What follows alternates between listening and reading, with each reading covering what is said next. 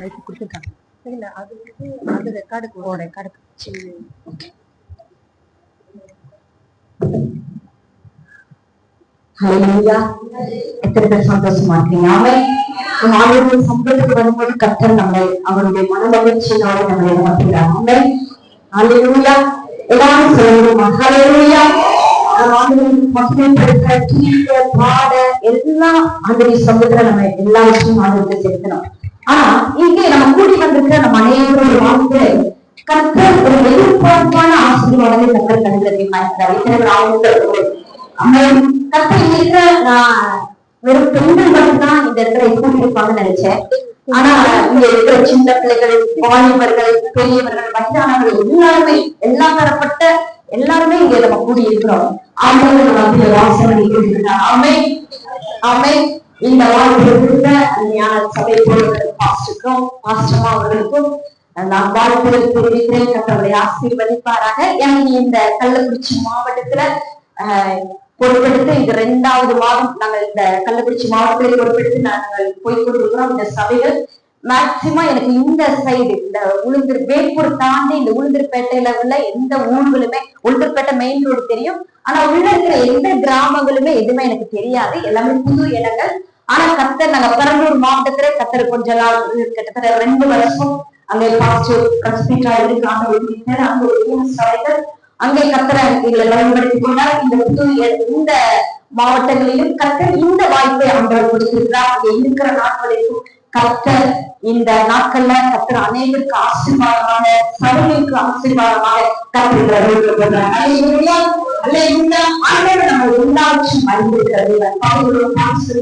நம்முடைய சூழ்நிலைகள், நம்முடைய ஏக்கங்கள் எல்லாவற்றையும் கர்த்தர் அறிந்திருக்கிறார்.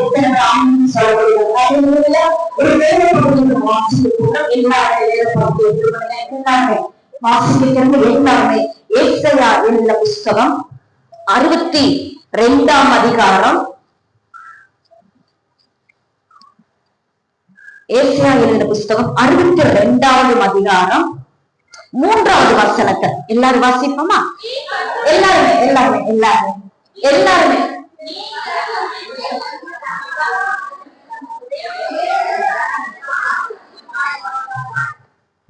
அடுத்த வசனம் 4வது வசனம்.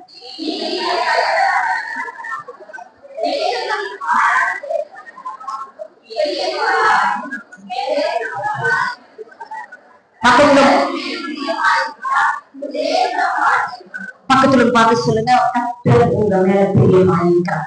இது என்னுடைய வேத பகுதியில இதுதான் நான் தேவனுடைய வார்த்தையை கொடுக்கும்படியாக நான் வரப்போகிறேன். ஆனா நான் இந்த இடத்துக்கு வரும்போது ஆண்டவர் சொன்ன இந்த வசனம், நம்ம கர்த்தருடைய கையில எல்லாருமே அலங்காரமான கிரீடமும் உன் தேவனுடைய கரத்தில் ராஜ்யமுமா இருப்பார், நீ இனி கைவிடப்பட்டவன் எண்ணப்படாமல். பக்கத்துல பார்த்து சொல்லுங்க, எத்தனையோ சூழ்நிலையில கைவிடப்பட்ட நிலைமையில நம்ம நின்று கொண்டிருக்கிறோம். ஆமே. ஆனா இனி பாழான தேசம் எண்ணப்படாமல் நீ எக்ஸிப்பான் என்று உன் தேசம் வீணா என்று சொல்லப்படும் கர்த்தர் உன் மேல் பிரியமாயிருக்கிறார். பக்கத்துல பார்த்துங்க, என் மேல கர்த்தர் பிரியமாயிருக்கிறார். ஆமே. இங்க ஒரு நாடகம் ஒண்ணு போட்டா நீங்க பாத்தீங்க, எத்தனை பேர் கவனிச்சீங்க? அந்த பிள்ளைய வேண்டாம் என்ன பண்ணாங்க, ஒதுக்கி தள்ளினாங்க. ஆனா அந்த பிள்ளைதான் இது நம்ம ஒரு நாடகமா நடிச்சோம். ஆனா நிறைய பேருடைய வாழ்க்கையில பிள்ளைகள் தகப்பனாலும் தாயாலும் வெறுக்கப்பட்டு ஒதுக்கப்பட்டு போய்கொண்டிருக்கிற சூழ்நிலை இந்த நாட்கள் ஒன்றுக்கு. ஆனா கர்த்தர் நம்மளை எத்தனையோ விதமான காரியத்துல நம்ம இருந்தாலும் நீங்கள் நானும் விசேஷித்தவர்கள். பக்கத்துல பார்த்து நீங்கள் நானும் எப்படிப்பட்டவர்கள்? விசேஷித்தவர்கள். ஒருவேளை எல்லாரும் அற்பமா நினைச்சுக்கலாம். இப்ப நம்ம குடும்பத்துல இருக்கிறோம், நம்முடைய கணவர் நம்மள அற்பமா நினைச்சுக்கலாம். உடைய கல்யாணம் பண்ணதுல இருந்து எனக்கு தரித்திரம் தான். இது எத்தனை பேர் கேட்டுக்கிறீங்க? நான் என்னைக்கு உடைய கல்யாணம் படிச்சேன், அன்னையில இருந்து ஆசீர்வாதமே இல்லை, ஒன்னால நான் நிறைய நஷ்டம் அடைந்தேன். இது எல்லாரும் ஒரு சூழ்நிலை. இது எப்ப வரும்னா, ஒரு சூழ்நிலையில திருமணமாகி முதல் 2வது மாதம் 6 மாதம் கிட்டத்தட்ட 1 வாரம் ஒரு குழந்தையை பெற்று எடுத்த உடனே கணவன் மனைவிக்குள்ள சில நெருக்கம் அப்படியே பின்வாங்கி போகும். ஏன்னா அது வரைக்கும் கணவனோட இருப்போம். ஒரு குழந்தை பெற்றோட பராமரிப்புல யாருக்கு போயிருன்னா அந்த பிள்ளை மேல போயிடும். அப்ப போன உடனே அதை கவனிக்கணும், அதுக்கு ஃபீட் பண்ணணும், அதுக்கு நல்லா கவனிக்கணும், அதற்கு என்னென்ன செய்ய வேண்டுமோ எல்லாத்தையும் செய்வோம். அப்ப செய்யும் போது நம்ம கணவர் நம்மள அப்படியே வெறுக்கிற மாதிரி ஒரு சூழ்நிலை போகலாம். ஆனா கர்த்தர் நம்மளை பார்த்து சொல்றாரு, நான் உன் மேல பிரியமா இருக்கிறேன். அல்லேலூயா. நீங்கள் நான் எப்படிப்பட்டவர்களை நட்சத்திரம்லாம் கர்த்தர் வச்சிருக்கிறேன். பக்கத்துல பார்த்து உங்களை கர்த்தர் நட்சத்திரம்லாம் வச்சிருக்கிறேன். எத்தனை பேர் நட்சத்திரத்தை பார்த்துருக்கீங்க?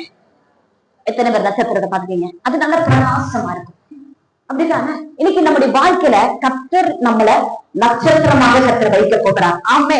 இந்த நட்சத்திரம் என்ன பண்ணும்? இருட்டுல இருக்குமா? இருட்டா இருக்க சூழ்நிலை அந்த இடத்துல அது என்ன பண்ணும்? வெளிச்சத்தை கொடுக்கும், வெளிச்சத்தை கொடுக்கும். இப்ப நீங்க உங்க கைய வச்சு, நான் ஒரு வெளிச்சமுள்ள பிள்ளையா இருக்குமா சொல்ல முடியுமா? நான் பிரகாசிக்கிற ஒளியாக கர்த்தர் வைக்க போகிறார். ஆமே. நட்சத்திரம் என்ன பண்ணும்? நட்சத்திரம் என்ன பண்ணும்? வெளிச்சம் கொடுக்கும். இன்னொரு என்ன பண்ணும்? மினிக்கிட்டு இருக்கோம். அப்புறம் என்ன பண்ணும்? அது வழிகாட்டும். நீங்க வாழக்கூடிய நட்சத்திரத்தை நீங்க பார்த்துட்டு இருக்கும்போது, நீங்க நடந்து போகும்போது பார்த்தா அது உங்க கூடயே வர மாதிரி இருக்கும். எத்தனை பேர் பார்த்துக்கிறீங்க? இப்பெல்லாம் சின்ன பிள்ளைங்கெல்லாம் விளையாண்டு நாட்கள்லாம் போயிடுச்சு. அப்ப நான் சின்ன பிள்ளைங்க இருந்த நாட்கள்லாம் இருட்டானோட வெளியில போய் வாழ்ந்ததை பார்ப்பேன். எத்தனை இருக்குது? 1 2. ஆனா என்ன முடியாது. ஆனா என்ன 1 2 3 4 5 எந்த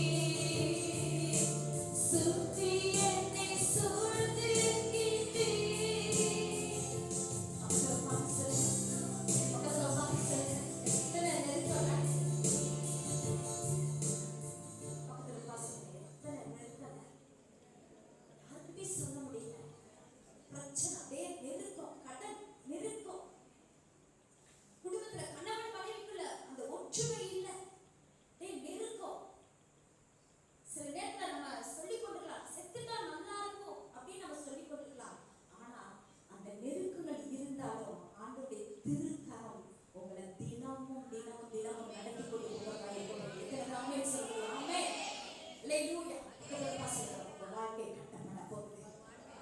ஆமென். ஏன்னா நீங்க ஆண்டவரை நம்பி வந்திருக்கீங்க. ஆண்டவரை நம்பி வந்தவர்கள் ஆண்டவர் ஒருபோது வெட்கப்பட்டு போவாங்க. ஆமென். அல்லேலூயா. நெருக்கம், பாடுகள், கண்ணீர், அவமானம், சூழ்நிலை வேண்டாம் இந்த நாள் வருது அப்படின்ற எதிர்பார்த்த சூழ்நிலையும் அந்த நெருக்குகள் பக்கத்துல பசங்க முன்னும் பின்னும் நெருக்கி நெருக்கி சுற்றி என்னை சூழ்ந்திருக்கி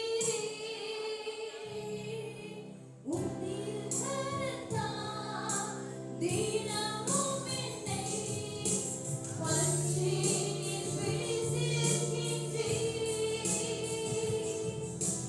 நன்றி ராஜா இயேசு ராஜா. சொல்ல முடியுமா? எல்லா சத்தத்தையும் உயர்த்தி இயேசு ராஜா. நன்றி ராஜா, நன்றி ராஜா இயேசு ராஜா, நன்றி ராஜா இயேசு ராஜா. என்னை காப்பவரே, நம் காப்பவரே, தினம் காப்பவரே, என்னை காப்பவரே, தினம் காப்பவரே. ஆராய்ந்து அறிந்திருக்கின்றீர், சுற்றி சுற்றி சூழ்ந்திருக்கிறீர் அம்மா. ஆராய்ந்து அறிந்திருக்கின்றீர், சுற்றி சுற்றி சூழ்ந்திருக்கிறீர். ஆராய்ந்து அறிந்திருக்கிறீர், ஆராய்ந்து அறிந்திருக்கின்றீர், சுற்றி சுற்றி அம்மா.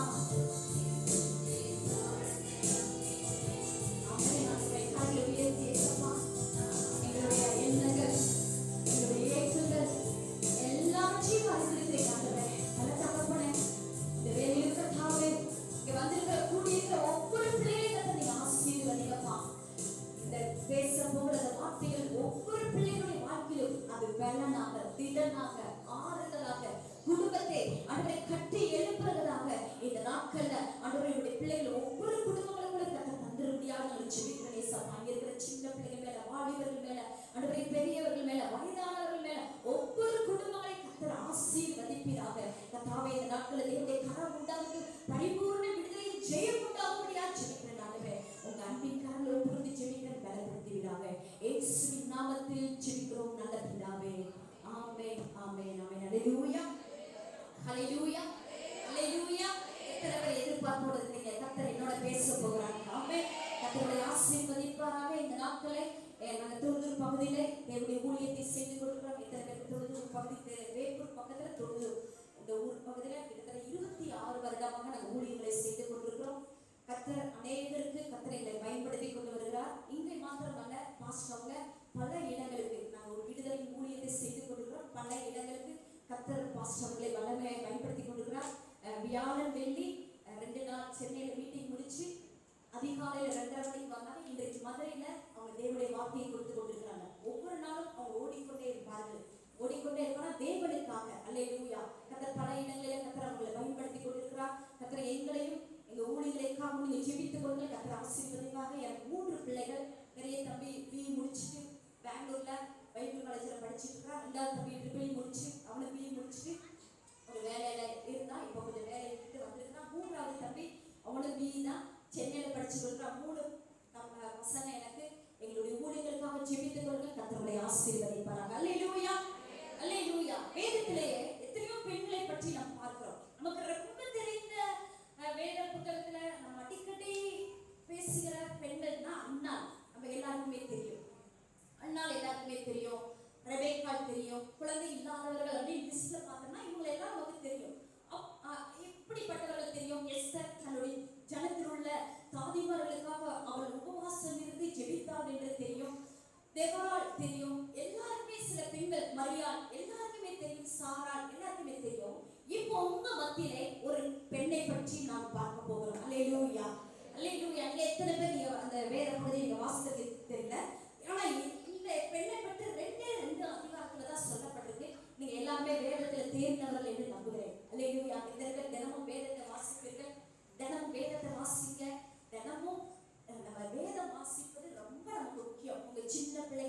பைபிள் வாசிக்க வைங்க.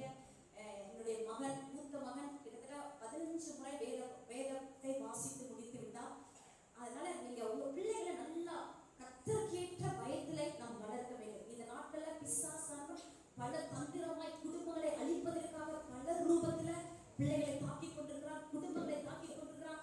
இன்னைக்கு நம்ம எல்லாருமே கண் விழிப்பா இருக்க வேண்டும். அல்லேலூயா. பிசாசு தந்திரமாய் செயல்பட்டு கொண்டிருக்கிறான். ஆனா இன்னைக்கு நம்முடைய குடும்பம் காக்கப்படணும், நம்முடைய பிள்ளைகள் காக்கப்படணும். அதற்காக நம்ம எல்லாருமே ஒரு புத்தியுள்ள ஸ்திரீயாக எழும்ப வேண்டும். அல்லேலூயா. வருகிற நாட்களில் இங்க இருக்கிற வாலிபர்கள், இங்க இருக்கிற சின்ன பிள்ளைகள் எல்லாம் குடும்பத்தை கட்டுகிறவர்களாக, தேசத்தை கலக்கிறவர்களாக கர்த்தர் எழும்ப பண்ண போகிறார். கர்த்தர் உங்களை ஆசீர்வதிப்பாராக. ஒரே ஒரு வேத பகுதியை நம்ம வாசிக்க போகிறோம். யோசுவா எழுதின புஸ்தகம் 15வது அதிகாரத்துல தான் இந்த வசனம் சொல்லப்பட்டிருக்கு. இந்த யோசுவா புத்தகத்திலே காலேப் என்கிற ஒரு மனிதனை பற்றி நம்ம இங்க பார்க்கிறோம். இந்த காலேப் யாருன்னா, யோசுவா 15ஆம் அதிகாரத்திலும் நியாயாதிபதிகள் 1ஆம் அதிகாரம் 15வது வசனத்திலும் இந்த 2 அதிகாரத்துலதான் இந்த காலேப்பை பற்றி சொல்லப்பட்டிருக்கு. இந்த காலேப் எப்படிப்பட்டவனா 2 அதிகாரத்துல சொல்லப்பட்டு இருக்கிறது. இவனுடைய பிள்ளைகள், காலேப்பின் மகளாக ஒரு மகள் இருந்தார். அவள் அந்த காலேப் எப்படிப்பட்ட ஒரு மனிதனாக இருந்தார்? வேதத்துல எத்தனையோ பிள்ளைகள், இப்போ உங்க கணவரை எடுத்துக்கிட்டா, என் கணவர் இந்த இடத்துல இருக்கிறாங்க, நாங்க ஒரு மதிப்பா இருந்தோம் அப்படின்னு நீங்க சொல்லலாம். ஆனா இந்த காலேப், இவனுக்கு பிள்ளைகள் இருந்தாங்க. இந்த காலேப்பின் மகளாக இருந்தால், காலேப் தேவனை விசுவாசித்து உத்தமனாய் பின்பற்றினவனாய் இருந்தான். இந்த காலேப் யார் எடுத்தனால் யூதா கோத்திரத்தின் தலைவனாக ஒருவனாக இருந்தார். அல்லேலூயா. அப்போ இந்த காலேப் என்று கிட்டத்தட்ட சொன்னா, இஸ்ரவேல் ஜனங்கள் கானான் தேசத்துக்கு வந்து இவர்கள் கானான் தேசத்தை சுதந்திரிக்கத்தான் வேணும் அப்படின்னு சொல்லி மோசே என்ன பண்ணுகிறான் என்றானா, 12 கோத்திரங்களை தேர்ந்தெடுக்கிறான். அப்ப 12 கோத்திரங்களை தேர்ந்தெடுத்து 12 பேராக அந்த கானான் தேசத்துக்கு வேவு பார்க்கும்படியாக அனுப்புகிறான். இன்னைக்கு நம்ம அனைவருடைய வாழ்க்கையில பிசாசு நம்முடைய குடும்பத்தை வேவு பார்க்க வருகிறான். சில தந்திரமாக செயல்படுகிற காரியங்களை வருகிறான். ஆனா இங்க வேவு பார்க்க இந்த மனுஷனை அனுப்புறார். 12 பேராக அனுப்புறான். இந்த 12 பேர் ஒருத்தன் தான் இந்த காலேப். இவன் எப்படிப்பட்டவனா, யூதா கோத்திரத்தின் பிரதிநிதியாக வாழ்ந்தவன். இவன் எப்படிப்பட்டவனா, கானான் தேசத்தை வேவு பார்க்கும்படியாக போனான். யோசுவாக்கு ஒரு நல்ல செய்தியை கொண்டு வந்தவன் இந்த காலேப். அல்லேலூயா. நீங்க எத்தனை பேர் தேவ சொந்தத்துல வந்திருக்க? நீங்க எத்தனை பேர் தேவனிடத்தில் நன்மையை கொண்டு வந்து ஒரு நல்ல செய்தியை உங்க குடும்பத்துக்கு கொண்டு போகணும்னு நினைக்கிறீங்க? அல்லேலூயா. நம்ம அனைவருடைய குடும்பங்களே நம்ம நல்ல செய்தியை கொண்டு வருகிறோமா, குழப்பத்தை கொண்டு வருகிறோமா? ஆனா இவன் வேவு பார்க்க போகிறான். வேவு பார்த்து நல்ல செய்தி அங்கே கொண்டு வரதை நாம் பார்க்கிறோம். இந்த காலேப் நல்ல செய்தி கொண்டு வந்த உடனே இவனுக்கு 3 குமாரர்கள் இருந்தார்கள். ஈரு, ஏலா, நாபா. இவங்க 1 நாளாகவும் 4ஆம் அதிகாரம் 15ஆம் வசனத்துல இருக்குது. நீங்க குறிச்சு கொடுங்க. இவன் உத்தமனாய் பின்பற்றிய இந்த காலேப் தன்னுடைய பிள்ளைகளையும் தேவனுடைய பாதையிலே நடத்தினான் என்பதை நம்ம பார்க்கிறோம். எனவே இவனுக்கு 3 பிள்ளைகள், ஒரு பெண் இருந்தாள். அவள் பேர் தான் அக்சா. அல்லேலூயா. எத்தனை பேருக்கு புரியுது? எத்தனை பேர் வாசித்திருப்பீங்க? அல்லேலூயா. இந்த காலேப்புடைய மகளாகிய இந்த அக்சா, இவள் விசுவாசத்தின் தகப்பனாகிய காலேப்பின் அடிச்சுவடுகளை பின்பற்றினவர். இன்னைக்கு நம்முடைய பிள்ளைகள் தேவனுக்காக வைராக்கியமா நம்ம நிற்கணும். நம்முடைய பிள்ளைகளை கர்த்தருக்கேற்ற பயத்திலே வளர்க்கணும். அவர்கள் நல்ல பிள்ளைகளாக சமுதாயத்தில் இருக்கணும், பெயர் வாங்கணும். ஒருவேளை நம்மளே நம்முடைய தாய் தகவல் அப்படிதான் வளர்த்திருப்பாங்க. அப்படிதானே? நல்ல வழியில, நல்ல பாதையில, நல்ல காரியத்தில் நடத்தி நம்மளை திருமணத்துக்கு அவங்களை ஆயத்தப்படுத்தி அவங்களை திருமணம் செய்ய வைத்திருப்பாங்க. அந்த மாதிரி இருந்த இந்த காலேப் கர்த்தரை உத்தமாய் பின்பற்றினான். ஆனா இந்த காலேப் யோசுவாவை ஆசீர்வதித்து அவன் எபிரோனை என்ன பண்றான்? சுதந்திரிக்கிறான். இன்னைக்கு நம்ம அனைவருடைய வாழ்க்கையில எத்தனை விதமான சாபத்தின் கட்டுகள் நம்ம வாழ்ந்து கொண்டிருக்கிறோம். சில ஆசீர்வாதங்களை நம்மளால சுதந்திரிக்க முடியல. ஏன்னா நம்ம அனைவருடைய வாழ்க்கையில சில காரியங்களை தோற்று போய் கொண்டிருக்கிறோம். ஆனா இந்த காலேப் அவன் எல்லா ஆசீர்வாதங்களையும் சுதந்திரிக்கிறவனாக இருந்தான். ஒரே ஒரு வசனத்தை மாத்திரம் நம்ம வாசிக்க போகிறோம். யோசுவா எழுதின புஸ்தகம் 15வது அதிகாரம் 16, 17. யாராவது ஒருத்தர் வாசித்து கொடுக்கிறீங்களா? அதிகாரப்பட்டி பிடிக்கிறவனுக்கு என் குமாரத்தியாகிய அக்சாலை விவாகம் பண்ணி கொடுப்பேன் என்று காலேப் சொன்னான். அப்பொழுது காலேபின் சகோதரனாகிய கேனாசின் மகன் ஒத்னியேல் அதை பிடித்தான். ஆகையால் தன் குமாரத்தை அக்சாலை அவளுக்கு விவாகம் பண்ணி கொடுத்தான். அவள் புறப்படுகையில் என் தகப்பனிடத்தில் ஒரு வயல்வெளியை கேட்க வேண்டும் என்று அவனிடத்தில் உத்தரவு பெற்றுக்கொண்டு கழுதையின் மேலிருந்து இறங்கினாள். காலேப் பார்த்து, உனக்கு என்ன வேண்டும் என்றான். அப்பொழுது அவள், எனக்கு ஒரு ஆசீர்வாதம் தர வேண்டும், எனக்கு வறட்சியான நிலத்தை தந்தி நீர்ப்பாய்ச்சலான நிலத்தையும் எனக்கு தர வேண்டும் என்றாள். அப்பொழுது அவளுக்கு மேற்புறத்திலும் கீழ்ப்புறத்திலும் நீர்ப்பாய்ச்சலான நிலங்களை கொடுத்தான். போதும். இங்கே நம்ம பார்க்கிறோம், இது காலேப் அவனுடைய மகள் தன்னுடைய மகளை திருமணம் கொடுத்து அனுப்பும்போது விவாகம் பண்ணி கொடுத்தான். அவள் புறப்படுகையில் தன் தகப்பனிடத்தில் ஒரு வயல்வெளியை கேட்க வேண்டும் என்று அவர் உத்தரவு பெற்று கழுதை மேல் இறங்கினார். காலேப் பார்த்து, உனக்கு என்ன வேணும் அப்படின்னு கேட்கிறான். அப்போ காலேப் அவள் சொல்றா, அவள் எனக்கு ஒரு ஆசீர்வாதம் தர வேண்டும். அப்போ எனக்கு நீ வறட்சியான நிலத்தை தந்து நீர் பாய்ச்சலான நிலத்தை எனக்கு தர வேண்டும். இன்னைக்கு நம்ம அனைவருடைய வாழ்க்கையில வறட்சி, குடும்பங்கள்ல ஒரு செழிப்பு இல்லாமல் வருமானத்துல ஒரு வறட்சி, ஏன்னா ஆசீர்வாதம் இல்ல, நெருக்கம், எங்க சுற்றிலும் நெருக்கம், ஒரு வறட்சி. நீங்க சொல்லலாம், என் கணவர் சம்பாதித்து வந்து கையில பணங்கள் கொடுக்குறாங்க, ஆனா என்னால மீதி எடுக்க முடியல, ஒரு வறட்சி. எவ்வளவுதான் நாங்கள் பொருளாதாரத்துல சில நெருக்கத்தோடு போய் கொண்டிருக்கிறோம், கலக்கத்தோடு போய் கொண்டிருக்கிறோம், கண்ணீரோடு போய் கொண்டிருக்கிறோம், வேதனைகளோடு போய் கொண்டிருக்கிறோம், துக்கத்தோடு போய் கொண்டிருக்கிறோம். ஆனா கர்த்தர் கொடுக்கிற ஆசீர்வாதம் அது நமக்கு நன்மையை கொண்டு வருகிறதா இருக்கிறது. அல்லேலூயா. நீர் பாய்ச்சலான என் நிலத்தை எனக்கு தர வேண்டும் என்றால், அப்பொழுது அவளுக்கு மேற்புறத்திலும் கீழ்ப்புறத்திலும் நீர் பாய்ச்சலான நிலங்களை என்ன பண்ணா கொடுத்தா. ஏன்னா ஒரு உலகத்தில் இருக்கிற தகப்பன் தன்னுடைய பிள்ளை வறட்சியான நிலங்களை இருக்கக்கூடாது, வறட்சியான ஆசீர்வாதங்களை இருக்கக்கூடாதுன்னு சொல்லி கர்த்தர் என்ன பண்ணாங்கன்னா, அவனுடைய தகப்பன் அவனுக்கு நல்ல ஒரு ஆசீர்வாதத்தை தந்தது போல உங்களையும் என்னையும் படைத்த சர்வ வல்லமையுள்ள தேவன் நம்மளை வறட்சியில கொண்டு போக விட மாட்டாரு. நீர் பாய்ச்சலான நிலத்தை கர்த்தர் தந்து நம்ம அநேகருக்கு ஆசீர்வாதமாக, நம்முடைய கிராமங்கள்ல அநேகருடைய காரியங்களை கடக்கிறவர்களாக கர்த்தர் ஆசீர்வாதமாக கர்த்தர் நம்மளை வைக்க போகிறார். ஆமென், ஆமென். பக்கத்துல பாசுங்க, நான் பக்கத்துல பேசுறேன். என்னுடைய பழக்கம் அப்படிதான். எப்படி பழக்கம்னா, எங்க சர்ச்சில் நாங்கள் கிட்டத்தட்ட ஒரு 350 பேர் முதல்ல சர்ச்சில் வர்றாங்க. முதல் ஆராதனை காலையில் 6 மணிக்கு, 2வது ஆராதனை 8:30 மணிக்கு, 2வது ஆராதனை மாலையில் ஒரு ஆராதனை. அப்போ இந்த பிள்ளைகள்லாம் அப்படின்னா நடந்தே போக மாட்டாங்க, ஏன்னா அவ்வளோ ஒழுங்கு. எங்கள் சர்ச்சில் அவ்வளோ ஒழுங்கு. நாங்கள் இப்படி இடையில நடந்து போகிறது அதெல்லாம் ரொம்ப விரும்ப மாட்டோம். தெரியும், காஸ்ட் பார்த்தோம்னா ஒரு சின்ன பிள்ளை 2 வயசு 3 வயசு பிள்ளைனா காஸ்ட் இப்படி நடந்த என்ன பண்ணுவாங்க கேட்டால் இப்படி கொட்டுவாங்கன்னு சொல்லுவாங்க. ஏன்னா கர்த்தர் இந்த இடத்துல இருக்கிறார். பக்கத்துல காசு கர்த்தர் இந்த இடத்துல இருக்கிறார். ஆமென். அப்ப கர்த்தருடைய வார்த்தையை நம்ம கேட்கும்போது எப்படி இருக்கலாம். அல்லேலூயா. இது ஆலயம், இது வெறும் ஆலயம் தானா அப்படின்னு நம்ம நினைச்சிட்டு இருக்கோம். அந்த ஆலயத்துல உங்க பக்கத்துல ஆண்டவர் இருக்கிறார். எத்தனை பேர் வந்தாங்க? ஆமென். உங்க பக்கத்துல ஆண்டவர் இருக்கிறார். எப்படி வேத வசனத்தை கேட்குது, எப்படி தேவனை ஆராதிக்குது, எப்படி உண்மையோட வசனத்தை ஏற்றுக்கொள்ளுது அப்படின்றத கர்த்தர் பார்த்து கொடுக்கிறார். அப்போ இவன் நீர்ப்பாய்ச்சலான அவளுக்கு கொடுக்கும்போது கர்த்தர் உலகத்தில் உள்ள ஒரு தகப்பனே அவளுக்கு வந்து ஆசீர்வாதமாக இருக்கணும் அப்படின்னு நினைக்கும் போது நம்மளை படைச்ச தேவன் நம்மளை எவ்வளவு ஆசீர்வாதமாக வைப்பார். அல்லேலூயா. அப்ப இந்த அக்சால் இஸ்ரவேல் முதல் யாயேலின் மனைவியாக அவள் பாக்கியத்தை பெற்றாள். இன்னைக்கு எத்தனை பேர் உங்க குடும்பத்துக்கு உங்களை பார்த்து, உங்க கணவர் உங்களை பார்த்து நீ பாக்கியவதி சொல்ற இடத்துல நம்ம இருக்கணும். நிறைய நேரங்கள் இல்லை. நம்ம டக்குன்னு என்ன பண்ணுவோம், ஏதாவது அவங்க சொன்னாங்கன்னா நம்ம அதை ஏற்றுக்கொள்ள நிலைகளை இல்லை, சரின்ற நிலைகளை இல்லை. ஏன் குடும்பம் பிரிஞ்சு போகுது, ஏன் குடும்பம் உடைக்கப்பட்ட போகுது, ஏன் பிரிஞ்சு போகுது, ஏன் கடவுள் மனைவிக்குள்ள ஐக்கியம் இல்லாமல் ஒன்றும் இல்லாமல் போகுதுன்னா அவங்க சொல்ற காரியத்தை நம்ம எடுத்துக் கொள்கிறது. இவள் பாக்கியவதி. நீதிபதிகள் 31 எல்லாருக்குமே தெரியும். அவளை பார்த்து அநேகர் எல்லாருமே அவளை பார்த்து அவளுடைய சம்பத்து, அவளுடைய எல்லா காரியம் பெருகினதை பார்த்து அவள் குணசாலியான ஸ்திரீன்னு சொன்னாங்க. இன்னைக்கு எத்தனை பேர் அந்த இடத்துல நம்ம நின்று கொண்டிருக்கிறோம். நமக்கு படிப்பு இருக்கிறதுனா நான் படிச்சிருக்கிறேன், உனக்கு ஈக்குவலா நான் இருக்கிறேன் அப்படின்ற நிலைமையில நம்ம போய் கொண்டிருக்கிறோம். எந்த ஒரு பெண்ணும் தன்னுடைய கணவருக்கு திருமணமான ஒவ்வொருவருக்கும் சொல்ற கணவருக்கு நீங்க கீழ்ப்படிந்து நடக்கும்போது உங்களை பார்த்து, உங்க பிள்ளைகள் பார்த்து, நீங்க எப்படி நடக்கப்படுறத பார்த்து அந்த பிள்ளைகள் அவங்க வாழ்கிற இடத்துல அவங்களுக்கு ஒரு காரியம் படிப்பு திருமண காரியம் வந்து தன்னுடைய கணவருடைய என்னுடைய அம்மா இப்படி இருந்தாங்க, என்னுடைய அப்பா இப்படி இருந்தாங்க, அதை சொல்லி கொடுப்பாரு.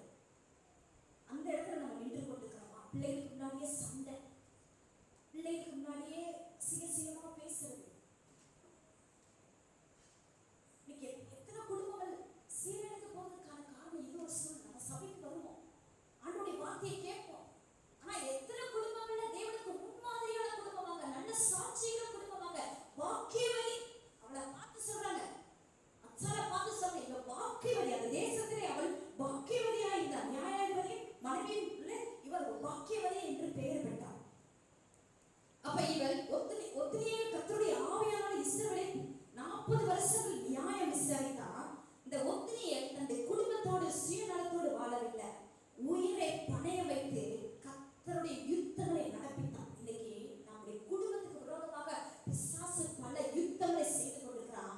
அப்ப நீங்கள் நான் என்ன பண்ணலாம்? ஜெபித்து அந்த யுத்தத்திலே ஜெயிக்கிறவர்களாக கர்த்தர் நம்மை வைக்கிறார். ஆமென். அப்போ வெற்றி பெறுகிற ஒவ்வொரு வாழ்க்கையிலும் தன்னுடைய ஜீவகாலம் மட்டும் இஸ்ரவேலை அவர் நியாயம் விசாரித்து வந்தார்.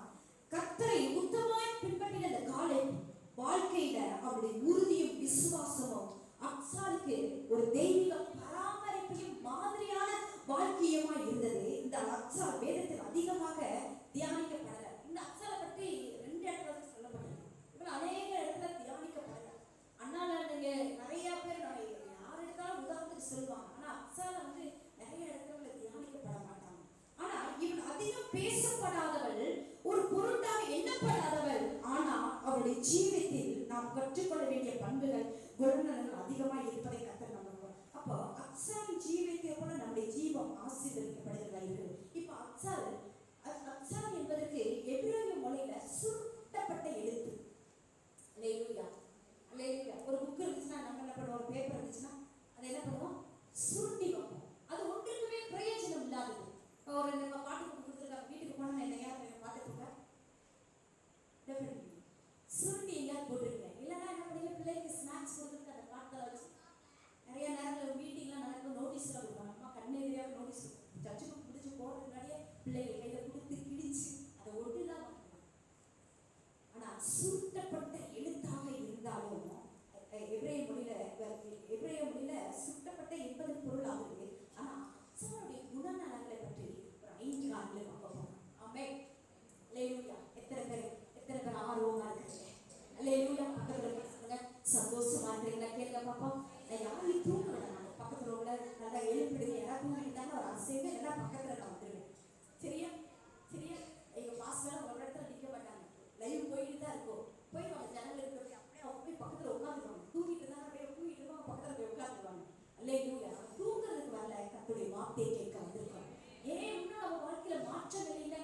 ஏன் நம்முடைய வாழ்க்கையில இன்னும் தரித்திரம்? ஏன் நம்ம நிறைய நேரத்துல ஒரு ஜெபத்தோட விட மாட்டோம்? ஆனா நமக்குள்ள இருக்கிற வைராக்கியத்தை கர்த்தர் பார்க்கிறோம். பக்கத்துல பாசத்துல கர்த்தர் நமக்குள்ள இருக்கிற வைராக்கியத்தை கர்த்தர் பார்க்கிறோம். ஆமென். அப்போ இந்த அக்சால் எப்படிப்பட்டவளா இருந்தா? அந்த குடும்பத்துல ஒரு செல்ல பிள்ளையாய் வளர்ந்தா. வாசிப்போமா? நியாயாதிபதிகள் 1ஆம் அதிகாரம் 15ஆம் வசனத்தை. அப்பொழுது அவள் எனக்கு ஒரு ஆசீர்வாதம் தர வேண்டும், வறட்சியான நிலத்தை எனக்கு தந்தி, நீர்ப்பாய்ச்சலான நிலங்களையும் எனக்கு தர வேண்டும் என்றார். அப்பொழுது காலே மேற்புறத்திலும் கீழ்ப்புறத்திலும் அவளுக்கு நீர்ப்பாய்ச்சலான நிலங்களை கொடுத்தான். அப்போ இங்கே அக்சால் வந்து அவர் செல்ல பிள்ளையா இருந்தா. நம்ம அனைவருடைய வீட்டுல நம்ம பிள்ளைகள் எல்லாம் நமக்கு, எங்க வீட்டுல நான் ஒரே பொருள் பண்ணுறேன். எங்க வீட்டுக்கு எங்க அப்பாவுக்கு அம்மாவுக்கு நான் ரொம்ப செல்ல, அண்ணா இருக்கிறாங்க, தம்பி இருக்கிறாங்க, மொத்தம் 3 பேர். ஆனா செல்ல பிள்ளை, நான் எது கேட்டாலும் வாங்கி கொடுப்பாங்க. ரொம்ப செல்ல பிள்ளையா இல்லை. ஏன்னா எப்பவுமே பெண் பிள்ளைகள் வந்து அப்பாவுக்கு ரொம்ப பிடிக்கும்.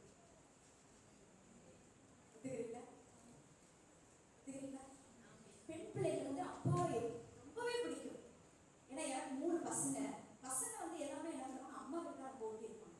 எதுவுமே அப்பா கிட்ட போய் கேட்க மாட்டாங்க. ஆனா என் பிள்ளைங்க எதுனாலும் என்கிட்ட தான் வந்து கேட்பாங்க, அம்மா எனக்கு வேணும், அம்மா எனக்கு வேணும். அப்பா கிட்ட போய் இருக்க மாட்டாங்க.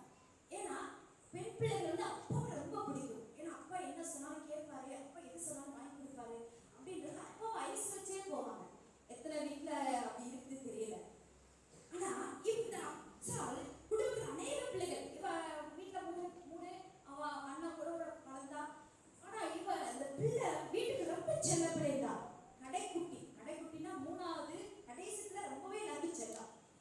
என்னுடைய மகன் 3வது மகன் என் கூடவே இருப்பான். எப்பவுமே என் கூடவே இருப்பான். எப்பவுமே எனக்கு வந்து இன்னைக்கு காலேஜுக்கு வந்தா சனி ஞாயிற்றுக்கிழமை வந்துடுவான். நான் போறேன் அப்படின்னா நீங்க இன்னைக்கு போறீங்களா அப்படின்ட்டு, ஏன்னா சனி ஞாயிற்றுக்கிழமை வரும்போது தான், ஏன்னா ஹாஸ்டல் இருக்கிறாங்க, வெளியில தங்கி இருக்கிறாங்க, சாப்பாடு நல்லா இருக்குது. சனி ஞாயிற்றுக்கிழமை வரும்போது அவங்களுக்கு ருசியா ஏதாவது சமைச்சு கொடுப்போம் அப்படின்னு. இன்னைக்கு போறீங்களா, இதோட செஞ்சு வீட்டில் வேலை இல்லாமல் அவங்க ஏதாவது செஞ்சு கொடுக்குறான்ட்டு அப்படியே வச்சுட்டு வந்தாச்சு. ஏன்னா பிள்ளைங்க வரும்போது அவங்க ரொம்ப நேசிக்குவோம். இப்ப நான் எனக்கு ஏதாவது உடம்பு சரியில்லை, ஏன் படுத்துறதுங்க, ஏன் என்னாச்சு உங்களுக்கு, ஏன் கூடவே சுத்துவான். என்னை போய் பெட்ல போய் படுக்க வச்சுட்டு தான் போவான். அப்படி ஒரு எல்லாருக்குமே ஒரு செல்ல பிள்ளையாக நம்ம வீட்டுல வளர்ந்தோம். நம்ம எல்லாருமே அப்படிதான், இங்க இருக்கிற நம்ம எல்லாருமே அப்படிதான் வளர்ந்தோம். திருமணம் ஆனவுடனே நம்ம தான் வேலை செய்யணும், நம்ம தான் சாப்பாடு செய்யணும், நம்ம தான் சாப்பிடணும், நம்மளே தான். ஐயோ எனக்கு நம்ம சொல்லுவோம், எங்க வீட்டுல இருக்கும்போது எங்க அம்மா தட்டு முன்னாடி வந்து சாப்பாடை எனக்கு முன்னாடி கொண்டு வைப்பாங்க. நான் அப்படி சாப்பிட்டுட்டு இருந்தேன். செல்ல பிள்ளையாக நம்ம வளர்ந்தோம். ஆனா ஒரு குடும்பம்னு வரும்போது நம்மளை எல்லாவற்றையும் மாற்றுகிற இடத்துல கத்த நம்ம வச்சிருக்கிறோம். அவள் பிள்ளையை அதிகமா அவர் நேசிப்பார். அந்த பிள்ளையை நம்ம அழகிறத பார்க்க மாட்டோம், அடப்பிடிச்சு ஏதாவது கேட்டா உடனே நம்ம வாங்கி கொடுப்போம். ஆனா இந்த அப்சால் தன் தகப்பனாகிய காலேபுக்கு செல்ல பிள்ளையாக இருந்ததால் அவள் கேட்டதை அவன் கொடுத்தான். கேட்ட உடனே அவன் பாருங்க என்ன வந்துட்டான், வறட்சியான நிலத்தை எனக்கு தந்து, இப்போ நான் வந்து வறட்சியான நிலத்தை வச்சு நான் எப்படி இருக்க போறேன், நீர் எனக்கு நீர் பாய்ச்சலான நிலத்தை தந்தா நல்லா இருக்குமே அப்படின்னு கேட்கும்போது, காலேபு நீ மேற்புறத்திலும் கீழ்ப்புறத்தில் இருக்கிற அவளுக்கு நீர் பாய்ச்சலான நிலங்களை கொடுத்தான். உலகத்தினோட தகப்பன் அந்த ஆசீர்வாதத்தை கொடுக்கும்போது உங்களையும் என்னையும் படைச்ச சர்வ வல்லமையுள்ள தேவனாகிய அப்பா நம்ம என்ன கேட்டாலும் தருவார். நம்புறீங்களா? எத்தனை ஆமென் சொல்லுங்க. என் குடும்பத்துல கஷ்டம், என் குடும்பத்துல வேதனை, துக்கம், பாரம், கஷ்டம் நம்ம புலம்பிக் கொண்டிருக்கிறோம், கடன் சொல்லி கொண்டிருக்கிறோம். ஆனா அப்பாவுடைய சொந்தத்துல வந்து முழங்கால் பண்ணிட்டு, அப்பா நான் உங்களுடைய செல்ல பிள்ளைப்பா எனக்கு தாங்காதுன்னு சொல்லி எத்தனை பேர் அந்த கேட்கிற இடத்துல நின்று கொண்டிருக்கிறோம். நம்ம என்ன பண்ணுவோம், ஒரே இடம் இல்ல கடவுள் தான் போய் முட்டி மோதுவோம். நீ ஏன் பழி தரப்பட, நீ ஏன் இதை செய்யற, புரிஞ்சுக்கோங்க. இயேசு அப்பா கிட்ட நீங்க கேட்கும்போது அவர் எல்லா ஆசீர்வாதங்களையும் வறட்சி இல்ல செழிப்பான ஆசீர்வாதத்தை கர்த்தர் உங்க குடும்பத்தை தருகிற தேவனாய் இருக்கிறார். எத்தனை பேர் ஆமென் சொல்லுங்க?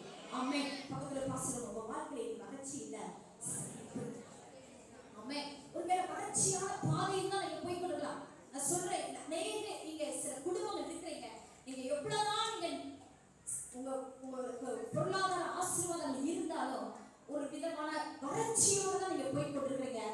கர்த்தர் உங்களை அறிந்து நீர் பாய்ச்சலான நிலத்தை கர்த்தர் தந்து கர்த்தர் ஆசீர்வாதமாக கர்த்தர் உங்களை வைக்க போகிறார். ஆமென். அல்லேலூயா. அப்போ இயேசு கிறிஸ்துவின் பிள்ளைகளாகிய நமக்கு தேவையானவைகளை ஆண்டவர்கிட்ட கேட்கும்போது ஆண்டவர் நம்முடைய குடும்பத்தை ஆசீர்வதிக்கிற தேவனாய் இருக்கிறார். நம்ம உரிமையோடு இயேசுவிட்ட கேட்கும்போது, அப்பா நீங்க எனக்கு இதை தாங்கப்பா, ஆண்டவரே என்னை நீங்க ஆசீர்வதிப்பேன்னு சொல்லிட்டீங்க, ஆண்டவரே என் குடும்பத்தை ஆசீர்வதிங்க, ஆண்டவரே என்னை உயர்த்துங்க ஆண்டவரே சொல்லி நாம் ஆண்டவர்கிட்ட கேட்கும்போது கர்த்தர் நமக்கு ஆசீர்வாதத்தை கொடுக்கிற தேவனாய் இருக்கிறார்.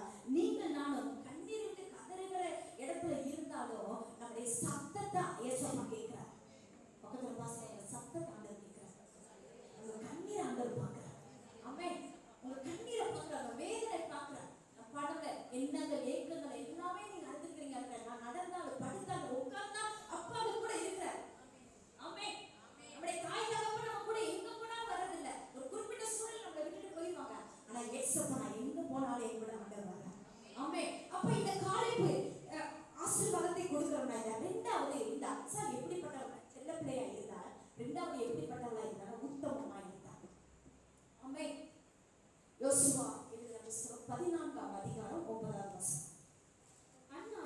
அந்நாளிலே மோசே நீ தேவனாகிய கர்த்தரை உத்தமமாய் பின்பற்றினபடியினால் உன் கால் மிதித்த தேசம் உனக்கும் உன் பிள்ளைகளுக்கும் என்றைக்கும் சுதந்திரமாய் இருக்க கடவுள் என்று சொல்லி ஆணையிட்டார். இங்கே நாம இந்த யோசுவா என்ற புத்தகத்தை பார்க்கிறோம். யோசுவா 14ஆம் அதிகாரத்துல 9ஆம் வசனம் திரும்ப வாசிக்க முடியுமா? அந்நாளிலே மோசே நீ என் தேவனாகிய கர்த்தரை உத்தமமாய் பின்பற்றினபடியினால் இருங்கப்பா பக்கத்துல பாசன உத்தமமாய் பின்பற்றினீங்கன்னா பக்கத்துல பார்க்க சொல்லுங்க, கை பிடிச்சு நீங்க உத்தமமா ஆண்டவரை பின்பற்றினீங்கன்னா நீங்க கால் மிதித்த எப்படியும் ஆண்டவர் என்ன பண்ண போறாரா? என்ன பண்ண போறாரா? சொல்லுங்க, வசனத்தை சொல்லுங்க. சுதந்திரமாக தரப்போகிறார்.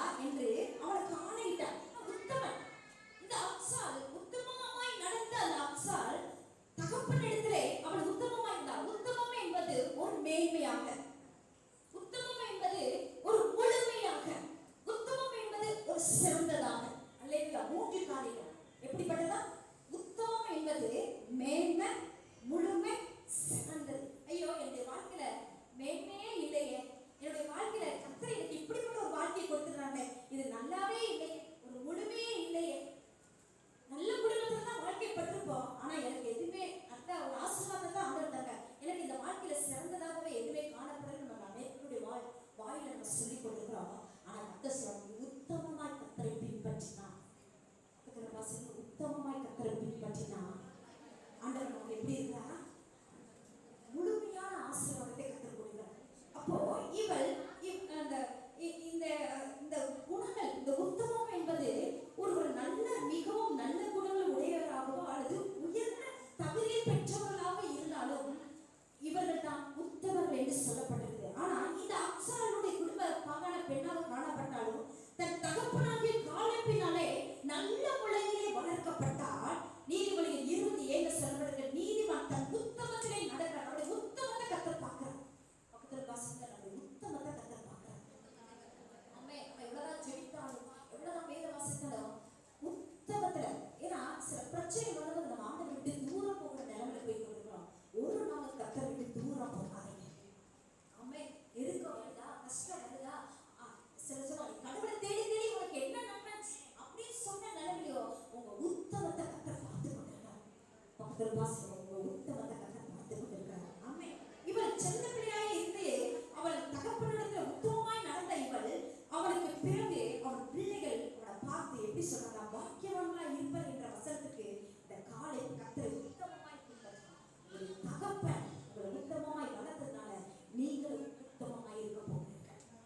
ஆமே. அப்போ இவள் தன்னுடைய தகப்பனுடைய அதே உத்தம அக்சாலுக்கும் இருந்துச்சு. அப்ப இவள் அந்த ஆசீர்வாதங்களை என்ன பண்ணா, சுதந்திரித்துக் கொண்டார். பக்கத்துல வாசல், இந்த ஆசீர்வாதங்களை சுதந்திரிக்கணும். அல்லேலூயா. நான் இயேசுவுடைய பிள்ளை, நான் இயேசுவுடைய பிள்ளைன்னு சொல்றோம். அவர் தரித்திரத்தில் இருக்கிற நம்மளை கர்த்தர் என்ன பண்றாரு, மீட்டெடுத்திருக்கிறார். அப்போ அந்த மீட்டெடுத்த தேவன் நம்மளை சாபத்துக்குள்ள இல்ல, ஆசீர்வாதத்துக்குள்ள, பக்கத்துல வாசலா, சாபத்துக்குள்ள இல்ல, ஆசீர்வாதத்துக்குள்ள. அப்போ இவள் அந்த உத்தமத்தை கர்த்தர் பார்த்தா, நான் உத்தமத்துல தேவனுக்கு உறுதியா நிக்கிறேனா, என்னுடைய பலவீன நேரத்துல கர்த்தருடைய உத்தமத்துல நான் உறுதியா இருக்கிறேனா, நான் ஆண்டவரை விட்டு தூரம் போகிற நிலைமையில நான் இருந்தாலும் ஆண்டவருடைய சொந்தத்துல நான் உத்தமனா இருக்கிறேன் என்று கர்த்தர் நம்மளை பார்க்கிற தேவனா இருக்கிறார். பக்கத்துல வாசல கர்த்தரை பார்த்து கொண்டிருக்கிறார். ஆமென். எத்தனை கர்த்தர் உங்களை பார்த்து கொண்டிருக்கிறார் சொல்லுங்க. ஆமென். அப்போ இவள் அந்த உத்தமத்தில் உறுதியாக இருந்த நடந்த அக்சால். மூன்றாவதாக இந்த அக்சால் எப்படி இருந்தான்னா வாசிப்போமா, என்னாகமம் 13ஆம் அதிகாரம் 30வது வசனம்.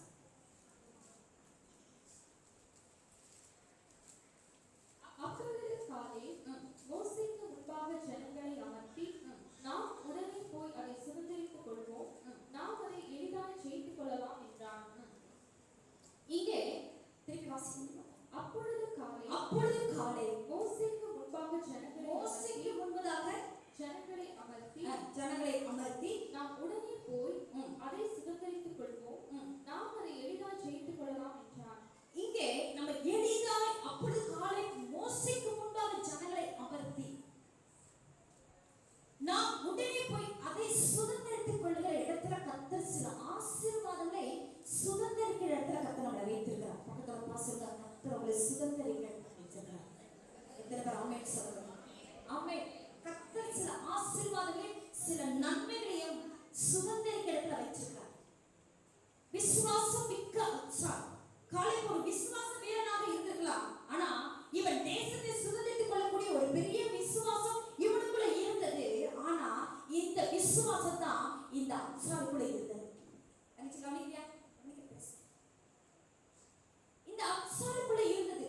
தன்னுடைய தகப்பனை போல அந்த விசுவாசத்திலே அவள் உறுதியாய் நின்றதை நம்ம இங்கே பார்க்கிறோம். விசுவாசம் மிக்க அவன் ஒரு விசுவாச வீரன், பயப்படல, சுத்தி வேகம் பார்த்து அவன் வந்து நல்ல செய்தி கொண்டு வருகிறான். இன்னைக்கு எத்தனை பேர் நம்முடைய குடும்பத்துல நல்ல செய்தி கொண்டு வருகிற இடத்துல நம்ம நின்று கொண்டிருக்கிறோம். நம்முடைய குடும்பம்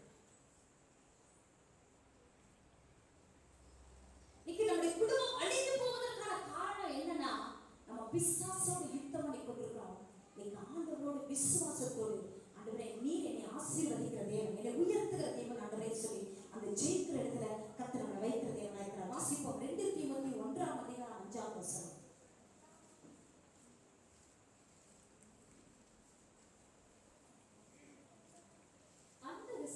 அந்த விசுவாசம் முந்தி உன் பாட்டியாகிய லோவிசாலுக்குள்ளோ உன் தாயாகிய ஐனிக்கேயாளுக்குள்ளோ நிலைத்திருக்கிறது. அது உனக்குள்ளும் நிலைத்திருக்கிறது என்று நிச்சயித்திருக்கிறேன்.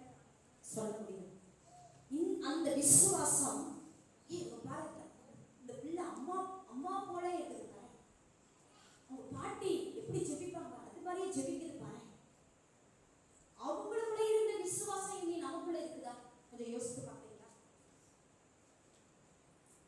அந்த விசுவாசம் முந்தி உன் பாட்டியாகிய லோவிசாலுக்குள்ளும் உன் தாயாகிய ஐனிக்காளுக்குள்ளும் நிலைத்திருக்கிறது. இன்னைக்கு நம்முடைய விசுவாசம் தேவனுக்குள் நிலைத்திருக்கிறதா?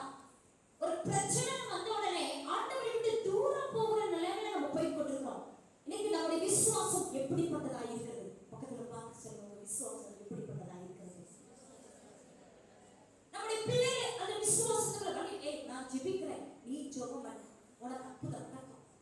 உங்க பிள்ளைகளை அந்த விசுவாசத்துல நடக்கிறீங்களா? தாயாகிய நீங்க உங்க பிள்ளைகளை எப்படி விசுவாசத்துல நடத்தி கொண்டிருக்கிறீங்க? ஒரு தேவையான போது ஜெபி, உனக்கு கர்த்தர் ஒரு அற்புதத்தை செய்வார். அந்த விசுவாசத்திலே நடத்துகிறவர்களாக நாம் நின்று கொண்டிருக்கிறோமா? இந்த விசுவாசம் ஒரு நாளும் குன்றி போக விடக்கூடாது. பக்கத்துல பசங்க விசுவாசம் ஒரு நாள், ஏன்னா அவன் அந்த காலேபுக்குள்ள இருந்த விசுவாசம் தான் அவனுடைய மகளாக அப்சாலுக்குள்ள இருந்துச்சு. இன்னைக்கு எத்தனை பேருடைய நம்முடைய பிள்ளைகளுக்குள்ள நம்ம ஜெபிக்கிற ஜெபம் நம்முடைய பிள்ளைகளுக்கு இருக்குதா? கொஞ்சம் சிந்தித்து பாருங்க. நாம் கடவுளுக்கு எவ்வளவு வைராக்கியமா இருக்கோமோ அதே போல நம்முடைய பிள்ளைகளை கர்த்தர் கேட்ட வயதிலே நம்ம வளர்க்கிறோமா? நம்முடைய குடும்பத்தை நடத்துறோமா? கர்த்தர் பார்த்து கொண்டிருக்கிறார். இது அந்த நாளுக்கு போகுது. என்னோட வேலை என்ன? சமைக்கிறேன், சாப்பாடு கொடுக்குறேன், ஸ்கூலுக்கு போகுதா வருதா போதும், அதுக்கு வேண்டிய துணியை துவைச்சு கொடுக்குறேன் அப்படின்ற நேரத்தில் நம்ம போய் கொண்டிருக்கிறோமா? பிள்ளைகளை விசுவாசத்திலே நடத்துகிற ஒரு தாயை நாம் நின்று கொண்டிருக்கிறோமா? புரிச்சுக்கோங்க, பிள்ளைகளை தாய் தான் நல்ல நிலைமையில நடத்த வேண்டும். சில பேருக்கு புரியுது தெரியல. பசங்கனாலும் சரி பெண் பிள்ளைங்கனாலும் சரி ஒரு தாய் தான் தன்னுடைய பிள்ளைகளை கவனமாய் நடத்த வேண்டும். பிள்ளை எங்க போகுது வருது யார்கிட்ட பேசுது கொஞ்சம் கவனிக்க. என் பிள்ளை போல உண்மைதான், நம்ம பிள்ளைகள் தப்பு பண்ண மாட்டாங்கன்னு நம்மளுடைய பார்வைக்கு உண்மைதான். ஆனா அதே நேரத்துல நம்ம பிள்ளைகளை கர்த்தருக்கு ஏற்ற வயதுல வளர்க்க, உங்க பிள்ளைகளை விசுவாசத்துல வளர்க்க, உங்க பிள்ளைகளை கர்த்தருடைய பார்வையில எப்படிப்பட்டவங்களா இருக்கிறது நீங்க பாக்குறீங்களா?